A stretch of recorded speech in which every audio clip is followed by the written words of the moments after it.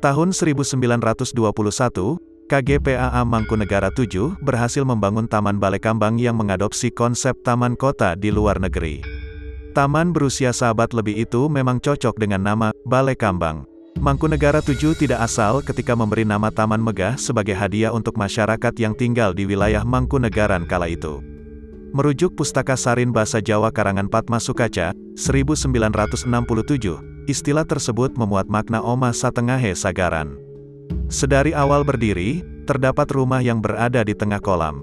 Hal itu bisa dibuktikan dengan selembar foto lawas yang tersimpan di Perpustakaan Reksa Pustaka, Mangkunegaran.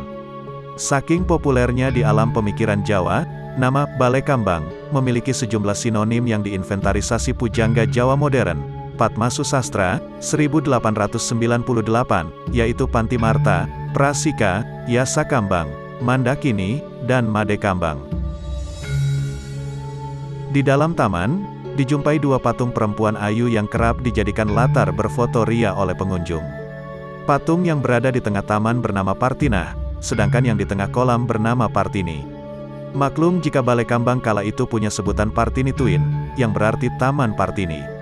Diketahui bahwa Partini merupakan nama putri beliau yang tertua, dan namanya pun diadopsi untuk taman.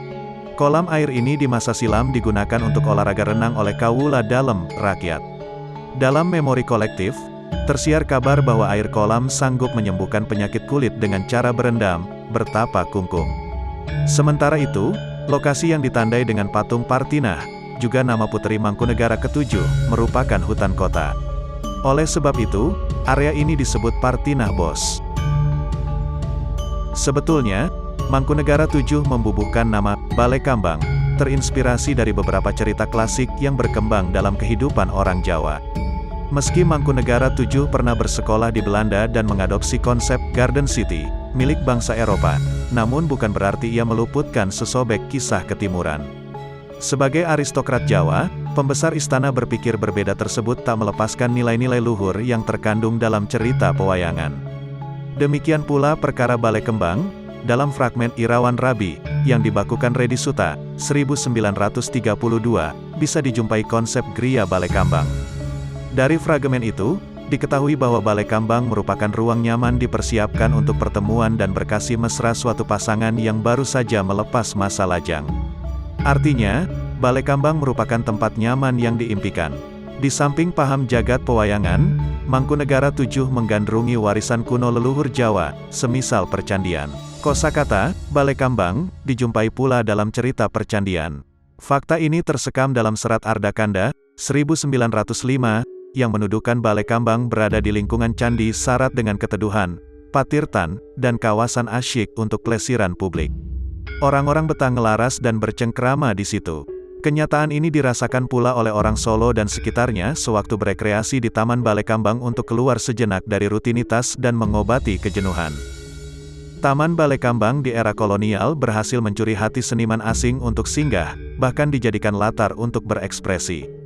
Pelukis bernama Peter Martin Lampel yang berasal dari Jerman kesemsem dengan keindahan ruang Balekambang.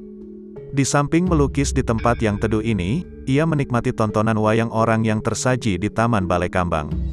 Seorang juru arta majalah Kajawen, tanggal 2 April tahun 1938, turut memberitakan keberadaan pelukis Jerman di Balekambang ini. Tamu asing diberikan tempat di Taman Balekambang. Dinyatakan bahwa taman tersebut merupakan ruang untuk bersenang-senang. Terdapat pula tempat untuk menikmati hiburan ketoprak dan wayang orang. Bagi seniman, lokasi seperti ini sangat cocok untuk menumbuhkan inspirasi. Sampai detik ini, meski kekuasaan telah berganti, Taman Balekambang tetap dijadikan sebagai tempat rekreasi umum dan difungsikan sebagai salah satu tempat hiburan masyarakat.